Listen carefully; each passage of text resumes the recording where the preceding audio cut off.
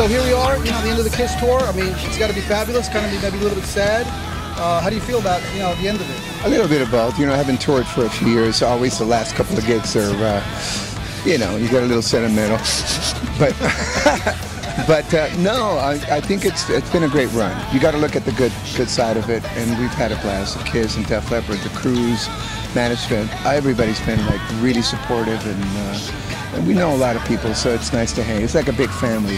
So yeah, you get close, and then it's time to say goodbye. But looking forward to the next one. You know? Jon, any thoughts? Yeah, no, it's been great. It's been fantastic for the band to have gotten the opportunity to play in front of so many people, and that's, you know, it's something that we certainly don't take for granted. And you know, we thank all the Kiss guys and the Def Leppard guys, and actually all the Lynyrd Skynyrd and Bad Company guys. I mean, they're all so good to us, and very, you know, they all love the band.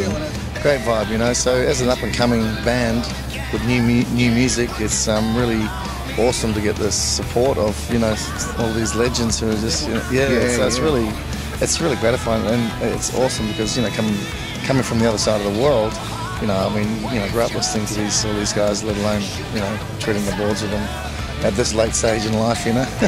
Listen, the new single, Face I Love. Yeah. Cool song, man. Good riff, good bass line. Very Who produced it? What's going on with that? Well, we pretty much did it ourselves. We recorded it in New York. We did all the basic tracks, and then we finished it off in LA with John Fields, who worked with on the album. But pretty much it's a song which, you know, the band created and kicked around, and John helped us at the end, and we had it mixed. But you know, we've got a whole bunch of other songs we've recorded in Australia, which we finished in LA this trip. So there's a bunch of new stuff coming as well. So basically, really awesome. the new single is just like an up and coming of the second album, maybe the full second. It's an EP. You know, this one's an EP. You know, with 4 songs on it. The next one we've done another 4 songs, and you know, and we'll probably. That's kind of not traditional, like most people do. Album. Yeah, but you probably notice that when most people do album, it takes them years and years to do album. But we just figured we've got some good songs that we would like. Why don't we just, you know, put them on a disc or whatever and get them out there? Because, you know, at the end of the day, you can collage them all anyway at some other point. But it's more just having product out there to promote. And the other thing is, you get, you know, for us, we've got new stuff. You want to be playing it. I mean, we were playing brand new songs on the last one. In the beginning of this tour, we were playing 2 brand new songs. Well, because the first EP is actually 2000 last year. Yeah, you know, something just come out. So, you know, you've got to keep moving and keep feeling fresh, I suppose. Okay, good. Look, the Dead Daisies, cool name, easy to concept to come up with. When I look at the skull, I see, you know, heavy metal. I also see softness. Who came up with the name, and is there anything behind it? It's myself. I mean, you know, writing down a whole lot of names. The Dead Daisies sort of stood out for me because I have this sugar skull at home, and I guess it must be subliminal, but also it resonated with me because I had double heart bypass surgery 5 years ago, coming this month, and really the doctors basically said that I should have been pushing up daisies. So, you know, that Dead Daisies resonated with me. I figured, oh, well, that's, you know. It also, to me, when I think about it, and I look at you guys have played in a lot of bands, so it's almost like you're leaving something behind, the dead past, the dead project. Do you know what? That's a really good way of looking at it. I never thought of that, but that's a good one. That's a good one. We'll move on to that one. Using the song credit me, let me get some cash. You got some ideas. Yeah, man. All right, let me see. You know, the song is very traditional, straight up rock and roll. I mean, I sense a little bit of the Rolling Stones in there, a little bit of Black Crowes. I mean, obviously you guys are leaning for the straight up rock and roll. You know, just doing what feels good. You know, the guitar riff on Face I Love is, you know, one of Richard's riffs, and you know, it's just me just singing rock and roll, I guess, and bluesy, and you know, everyone contributing. I mean, for instance, Dizzy, when he plays, you know, he's got that honky tonk thing, you know, that's just typical Dizzy Reed, and it's brilliant. And then he does it, and so I guess that's, you know, there's a blend of you know, sort of influences from all of us, you know, and I guess that's what's sort of coming out. Well, that answers my next question, so I'm going to pass on that one. What about this? Any personal song, track that you really dig, like playing either in the studio album or live? There's so many. I mean, actually, that's been the hardest process to decide what tracks to play, but we've kind of opted to play some of the newest stuff that we got together when we all got together in the studio. But I dig Washington, you know, Take Time, which is the one that we're opening with. You know, Lock and Load, amazing tracks. These are all amazing tracks. There's a track that I love too, that I'll just mention, that Fly, that was on in a movie. You know, I mean, there's some great stuff to pick and choose from, and so it's only the beginning. That's cool. a cool vibe. You know, I mean, we're only scratching the top of the iceberg. We're going to dig deep. Yeah, absolutely. Well, listen, you guys, like I said, the lineup's maybe done a little changing since the formation of this band. Now that you got what, 30 days with Kiss. Has the band tightened up? Has the band kind of grown a little bit in the last 30 days? Look, I think it's been great having Brian Tichy on board for this round. He's having a drummer for a long period has been a good thing. Yes. Because on the last one we went through 5. Brian did play with us on the last one, so it's good to have a consolidated lineup. Obviously everyone else has been there before.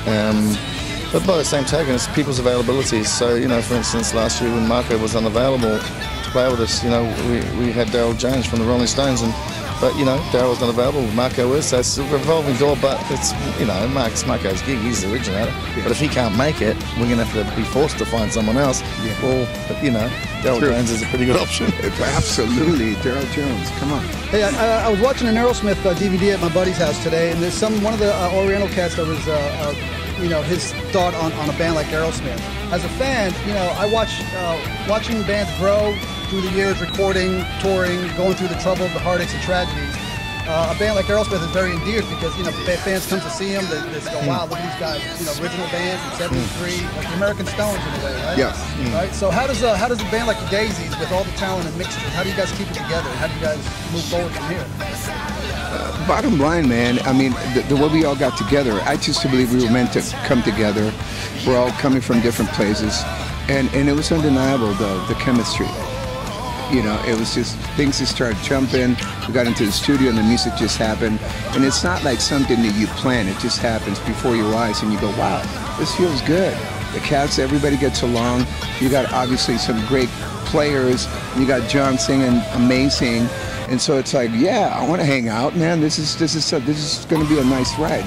So we keep it together by just keep it moving, being creative. Every chance we get, we get into the studio, right? Yeah, and I think with this band, because we're all experienced enough, and sort of everyone has worked for someone else. I'm aside from myself, which does a lot of solo things, and I've always been a singer and a songwriter. But this band, we're all like collectively creating together, which I think is probably something that a lot of the other guys haven't got to do over the years in their respective bands. Good, because they've been hired guns. So there's a lot more creative input from the musicians, which I'm all for. I'm all for, like, what do you got, man? Come on. I'm like, come on, let's play, let's sing, let's, anything can happen. Open it up, because that's what music's all about. It's about sharing, it's about collaborating, and it's about giving to each other, because you're giving to people when you're performing live. And I think if you believe in that, and then that's what you espouse and that's what you give out. Well, you guys come from a diverse group, different parts of the country, different bands, different styles. Different countries. Country. I got a phone call coming. Yeah. Okay, and I know you guys done some covers. Anything added new in the last few days, last few weeks? Any new covers that you haven't done yet? No, we sort of kept it pretty tight because we only got a 30-minute window on this thing, so it's like from minute to minute. We got. Yeah. So I mean, we do Helter Skelter, which is always we're doing all our stuff, and the other one we're doing is Evil. Is the other one? Yeah. Cactus, which was thrown in the last couple of weeks. James don't like that. He loves that. Yeah, we did a run in Australia where obviously we didn't have enough material, and we were playing almost 75, 80, 90 minutes, and we had a great time.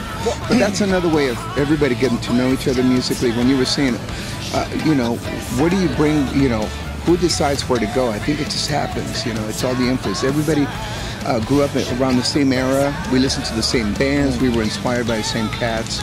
And like Jon was saying earlier, going out with Leonard Skinner and Bad Company. Come on.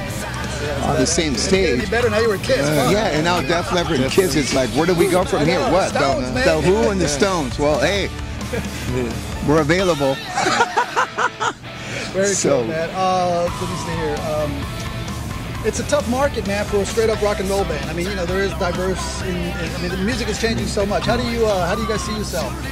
How's the market these days for you guys? It's one of those things where, me personally, I just look at it and go, what? I mean, there's something for everybody. I think for us, we're long-term lifer musicians. We play music, we love playing, and that comes across. We don't push play. I think there's a lot of music today which is just, most of it's all technology driven, so you don't know what's real anymore. We're not like that. We're proper hard out musicians, and that's the school we came from. Not knocking the new school, because that's a creative enterprise in itself. it's just, you know, you just find your niche and keep plugging away. And you know, we're under no illusions. We just love playing music, and we'll be playing it whether it's here or in a little club down the back there. That's it. You know, together or singularly. Doesn't matter. I think we're like a classic rock band playing a new rock and roll, new classic rock, if that makes any sense, because that's where we come from. You know, if we need to classify, I hate labels. I don't dig that. I mean, a lot of us don't. But if you had to classify it as what it is, classic rock and roll with new music, new songs, new material. So, and there's a lot of diehards out there, man, that are ready for the new material, and so we're here to fly a flag and saying, we're all here representing you, so back us up. That's what it is. I like to say that. You know? Did you guys do any solo shows between dates of Kiss? I know Kiss. No, we did talk about it, and we looked at it. Yeah, but there's like logistics with trucks getting in and getting gear. You know, there's like so much stuff. You know, well, especially on a big tour like this. If we had our own show, we'd be fine. Where does the band go from here, man? I mean, well, we're going back to Australia. We're going to go back to Australia. The guys go back home. No, me and David, because we live in Australia. And everyone's going to come down in November. We've got some shows in Australia. We're going to do some more writing and recording. And pretty much, you know, just sort of gather out. We've got a couple of things up here in December, is it? November, yeah. December, end of November. A couple of one-off things for the Dead Daisies, but pretty much just, you know, regather for next year. Hi, I'm Jon Stevens from the Dead Daisies. Marco Mendoza from the Dead Daisies. And you're watching Jam. Jam. Jam, baby.